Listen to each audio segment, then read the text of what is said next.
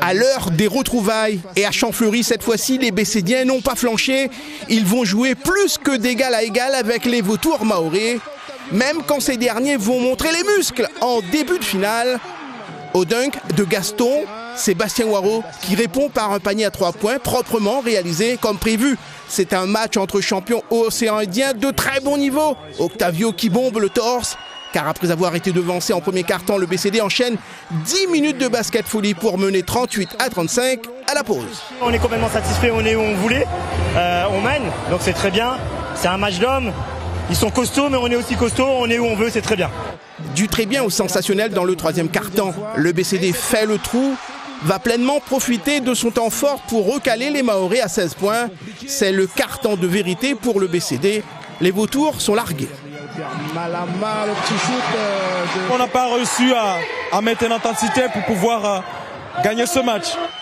Et contrairement à l'an dernier, les Bécédiens ne vont pas flancher et prendre une éclatante revanche, 76-65. Entre les deux arbitres.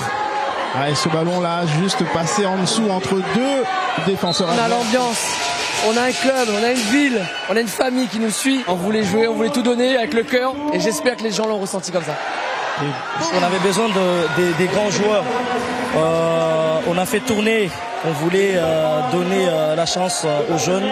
J'ai toujours confiance à mes joueurs et du coup ça n'a pas marché.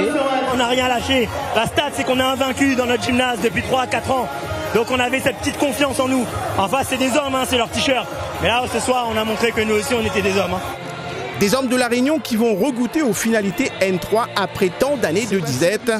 Chez les filles, les tamponnaises ont très vite coupé court au moindre suspense. Encore dominatrices de cette nouvelle opposition contre les Mahoraises de Fouzelips de Cavani. Sur leur lancée de la finale régionale, Roxane Paré et ses coéquipières vont encore gagner très large. Score final 83-52 sans trembler. Je pense qu'on est un peu mieux déjà que sur les matchs des finales, ça nous rassure pour la suite. Ouais. Prochain objectif maintenant, les finalités nationales 3 avec pareil des ambitions, même si on sait que ça va être compliqué. Ouais, ça va être compliqué, il y a du boulot.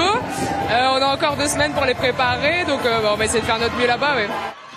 Prochaine étape pour les deux équipes réunionnaises, les finalités de National 3 à la fin du mois en région parisienne.